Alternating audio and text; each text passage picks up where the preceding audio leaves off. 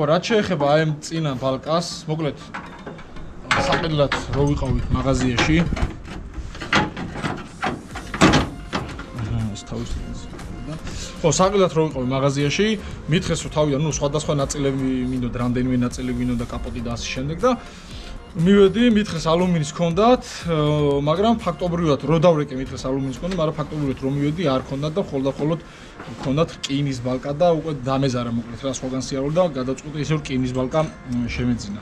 ცოტა იაფიხეს რაღაც 20 ლარით არის ხვაობა, არც კი რა დაჟე.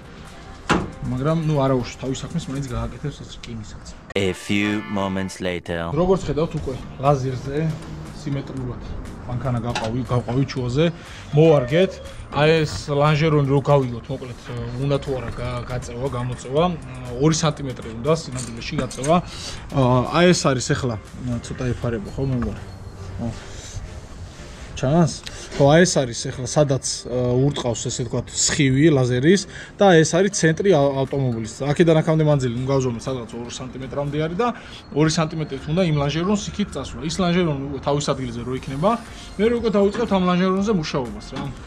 მოხსნათ ახლა ეს უკვე საჩვენებლად და ჩავაბათ ამ ლანჟერონს და წავიღოთ 2 სანტიმეტრით იქით. 1 hour later. გავჭიმეთ ის 2 სანტიმეტრი და აი ახლა უკვე თავიდან აი ქანათებდა სხივი ლაზერის, ახლა უკვე არ ვიცი რამდენად ჩანს წითელ ცოტა უჭის ხოლმე დღიშუქს. და ახლა უკვე თავის ადგილზე არის, ეს არის ცენტრი. შო უკვე მარცხენა ლანჟერონი უკვე თავის ადგილზე ზის და ახლა უკვე დავიწყებთ აი ამ ლანჟერონზე მუშაობას, ამას დავაყენებ თავის წერტილებში და მე უკვე მოჭრით ამას და ახალ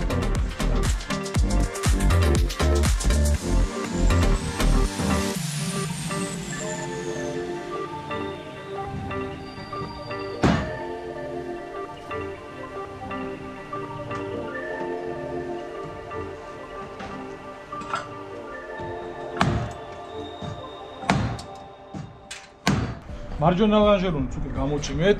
ჩაშკიდან, მოკლედ რაც არის იქიდან, იმ მარჯვენა ჩაშკიდან აი ეს ლანჟერონის ამწერალი მანძილი გაზომილი გვაქვს და ზუსტად იგივე ანალოგიურად ამ string gauge-ით გამოვწიეთ აქე და ზუსტად აი თავის ადგილზე არის ახლა. მოკლედ უკვე რა შეგვიძლია, ახლა უკვე შეგვიძლია დავიწყოთ აი ამ ლანჟერონის წვერის მოჭრა და უნდა გავაცალოთ გერმეტიკი, ამოსველოთ ქარხნულ წერტილოვანს ვარკიდან და უკვე დავიწყოთ მორგება რა.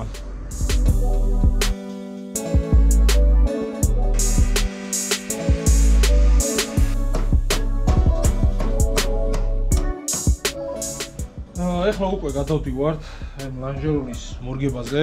აი ეს როგორც ხედავთ შეხედეთ, შიგნით რამდენი ფენა არის, აი მასში კიდე ჯდება ერთი ფენა. აი ეს არის გამომწვარი მეტალი, რომელიც არის ძალიან მყარი და არ ისველება, ანუ ისველება, მაგრამ აი ჩვეულებრივ მეტალს რო გასვლა, 1-3ჯერ და 4ჯერ უფრო მეტი დრო ჭირდება რა. ეხლა უბრალოდ ესე მოვარგებთ ამას. გავიგოთ რომ ჯდება, არ ჯდება. აჰა, ჩაჯდა. ძალიან კარგი. თავისუფლად ჩაჯდა. და უკვე ბალკას მოვარგებ და ბალკის მიხედვით მე უკვე თავის ადგილებზე დავსვათ ამას.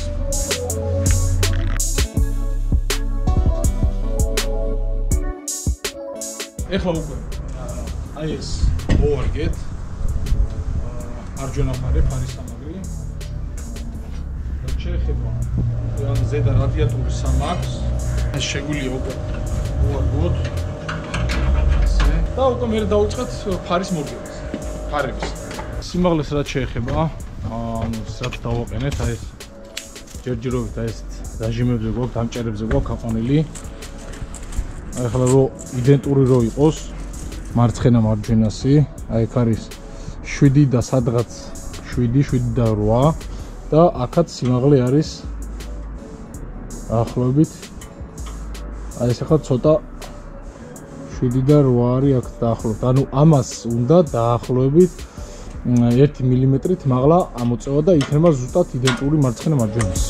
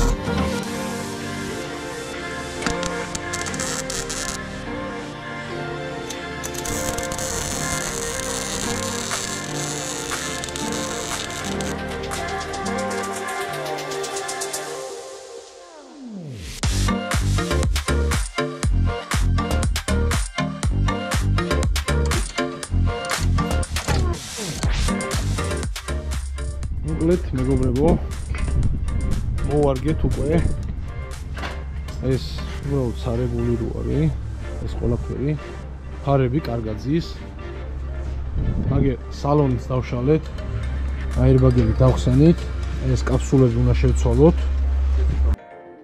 ჭერიც ჩამოვიზეთ დაშლილია მთელი სალონი ეხლა რულის აირბაგი გვაქვს მოსახსნელი და აირბაგის მოდული აი ქაპენია და აი ეს ტორპედოს ეს ნაწილი გვაქვს დასაშლელი რომ მივიდეთ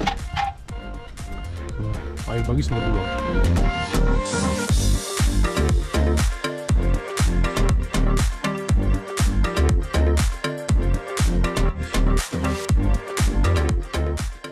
აქეთ იქიდან ეს შტირის ესე მიაწვევით ეს წამოვიდა მაგრამ ამ მოდელზე კონკრეტულად კიდე მესამე აქვს ეგეთი აი ეგ არის ერთი ცალი პატარა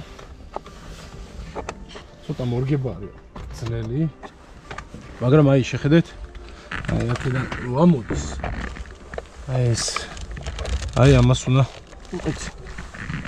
აი ეს უნდა აიწიოს ესე ასო ეხლა ამოვიდეთ ესენი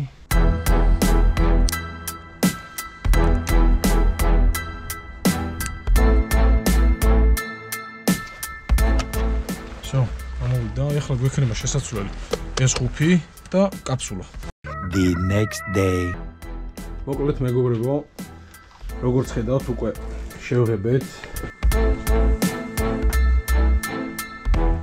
წინა ორი კრილო, კაპოტი და ბამპერიც დღეს შევღებეთ. უბრალოდ ადგილიდან გამომდინარე, პირველი ბამპერი შევღებეთ და მერე უკვე სხვა დანარჩენი დეტალები. ეხლა უკვე დაველოდებით გაშრობას. რა ვიცი, ხვალ ან ზეგ. წვრილმანი პრობლემები გვაქვს მოსაგვარებელი. სალონი დაშლილი არის მთლიანად. ანუ აირბაგის კაფსულები გვაქვს საყიდელი, ჩასაყენებელი. ჭერიც მოხსენი და ჭერი უნდა მივიტანოთ აბივშიქთან, გადავაკროვინოთ და ასევე დაგვრჩენილი გვაქვს კონდიციონერის მილები. არ ვიცი, ან შევცვლით, ან რაღაცას ვიზავთ რა, შეცვლა, ანუ იშოვება, განაარიშობა, უბრალოდ სადღაც 700-დან 800 ლარამდე იძახიან კონდიციონერის მილებში ფასებს რა. ხო და მოკლედ აქედან გამომდინარე 700-800 ლარი უბრალოდ მართლა უნდა მოსაგვარ მგონია რაღაცა მილში რომ გადაგახდევინებენ. ხო და ამიტომ შეიძლება რაღაც ანუ გადავაკეთებინოთ რაღაცეები და ამასაც გეტყვით თუ გადავაკეთეთ რა და როგორ კეთდება რომ თქვენც თუ გექნებათ ამნაირი შემთხვევა რომ უფრო იაფად გამოხვიდეთ რა. 1 week later. მოკლედ camry უკვე ფინიში გადის, დღეს უკვე ვამთავრებთ მთლიანად. აირბაგებიც ჩაყენებული არის, ყველა რაც იყო დასწნილი, აწყობილი არის სალონი, ეხლა დაგვრჩა ერთადერთი ბამპერის ასბორვა, ძირითადი ნაწილი ასბორილია, დისტრონიკი გვაქვს მისაყენებელი, ლოგო ჩაყენებული არის. ხო, რაც შეეხება კიდე ერთ რაღაცაზე მინდოდა აი თქვა, აი ეს მილები, კონდიციონერის მილები, რომელზეც გითხარით რა, საკმაოდ ძვირად ყიდიან რა, ანუ ერთ შეხედვით არაფერი არ არის, მაგრამ ძვირი ის რა და რა გავაკეთეთ რა რომ მიხვალდე 2021 წლის მინდაო 300 და 200 ლარს გეუნებიან ერთ სამ მილს. მოკლედ ჩვენ რა გავაკეთეთ რა ამის წინა კუზაუსი მოდელის ვაფშე გვაჩუქეს, ან დაზიანებული იყო რაღაც ნაწილი გვაჩუქეს, აი ეს იყო ჩვენთან გაფუჭებული და მოკლედ მივიტანე და სულ რაღაცა უცლავად ჩააკერეს ალუმინი და თავის საქმეს აკეთებს. ფრენული ჩასხმულია, მუშაობს ყველაფერი იდეალურად. ეხლა გადავიდეთ უკვე დავაყენოთ დისტრონიკი და მივაყენოთ ბამპერიც.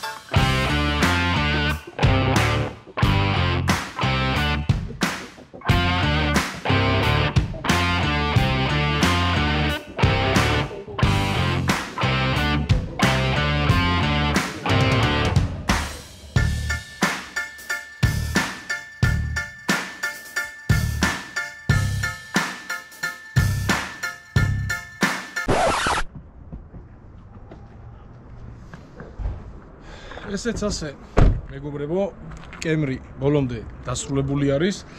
რეალურად ეხლა რა დაждდა ეს ავტომობილი. იმ პერიოდის, როდესაც ჩვენ შევიძინეთ, ძალიან დიდი მოთხოვნა იყო და მოკლედ თავისი ნაოროტებიდან გამომდინარე, ამ ნაოროტებსაც გეტყვით რა აქ დეტალურად, განსხვავებული არის ის, რომ დისპლეი აქვს, სტარტ-სტოპი არის, ლუკით არის, 4x4-ი არის, სავარძლების გათბობა აქვს, BSM-ები, ანუ გასწრების მაჩვენებლები აქვს. კიდე რა აქვს, ორზომიანი კლიმატ კონტროლი აქვს, დიდი მონიტორი აქვს XSS-ი, რავი, კიდე აქვს მობილურის wireless charger-ი და კიდე 1000 სხვა რაღაცა წვრილმანები, რომელიც განსხვავებული არის რა. მოკლედ ამ ავტომობილში ადგილზე გადავხიდეთ $15,600. ნუ ტრანსპორტირება დაემატა $2,500-მდე. კალიფორნიის მანქანაა სხვათა შორის, ყველაზე ისეთი შტატი არის, ყველაზე ცნობილია, რომელიც კარგი ავტომობილები ჩამოდის. სხვა ეხლა დანარჩენი თავის გაკეთებიან ყველაფრიანად დაახლოებით, ანუ იაფი არზის მაინც ეს ავტომობილი $22,000-მდე დაგვიჯდა რა. დანარჩენი ხა სხვა ყველაფერს თქვენ თვითონაც ხედავთ, არის გაზიმზიმებული, აირბაგები ჩამოყენეთ, ყველა დეტალი აბსოლუტურად არაფერი არ არის მიფინაჩებული, როგორც რავი, ბაზარზე ხდება ხოლმე, ყველაფერი არის თავის ადგილას ამ ავტომობილზე, ყველა დეტალი აბსოლუტურად აყენია, გამოცვლილია და რაც შერემონტებას ეკონდებოდა, იქნა გარო. ასევე წინა კაპოტიც არის არაორიგინალი არის, მაგრამ ჩვენ დავაყენეთ ალუმინის, ანუ ხარისხიანი არის, ანუ ხელში რო აწევ ეგრევე ეთყობა, რკინის რო არის, რა ვიცი, კაი კულტურისტი უნდა იყო, უნდა ჯანების კაჩაობა გიტოს ამაზე, ჩაულებრივად მსუბუქია და ადვილად აწევს. სხვა დანარჩენი ეს არის. ეს ახლა უკვე ვაპირებთ, რომ გავიყვანოთ რუსთავის ავტობაზრობაზე. წავედით. ეს პროექტიც დასასრულს მიუახლოვ და საინტერესო არის ის საკითხი, ანუ კამრებთან დაკავშირებით უშუალოდ ჩვენავე არაერთი იყო ჩამოყანილი და გაყიდული რუსთავის ავტობაზრობაზე, მაგრამ კიდევ ერთხელ მინდა შევეხო ამ საკითხს, ძალიან პრობლემატური გახდა საქართველოში კამრის გაყიდვა, რატომ? იმიტომ რომ კიდევ ერთხელ ვიტყვი წინა ვიდეოშიც აღვნიშნე ეს საკითხი, რომ ძალიან ბევრმა ჩამოიყვანა ეს ავტომობილი და უკვე ბაზარი გაჯერებულია Toyota Camry-ებით.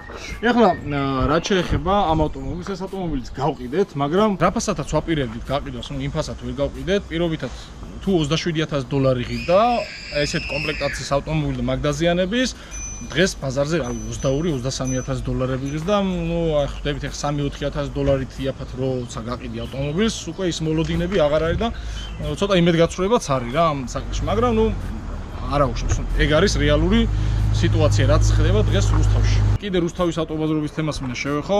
რა ვიცი, ექიმი იყო, მოცეკვავე იყო, მოლაშქრე იყო თუ რავი, ნებისმიერი პროფესიის ადამიანმა ჩამოიყვანა ავტომობილი, რომელსაც რეალური გამოცდილება არ გააჩნდა ამ საქმეში და მოკლედ თვითონ ეს ადამიანებიც გაიჭედნენ ამ სიტუაციაში. ნუ რა თქმა უნდა, ამ ყველაფერზე კიდე გავლენა მოახდინა ომმა, რა ვიცი, რუსეთის და მაგის აღარ დამთავრდა ეს ომი, აჯერამდე ხალხი იხოცება, რა ვიცი.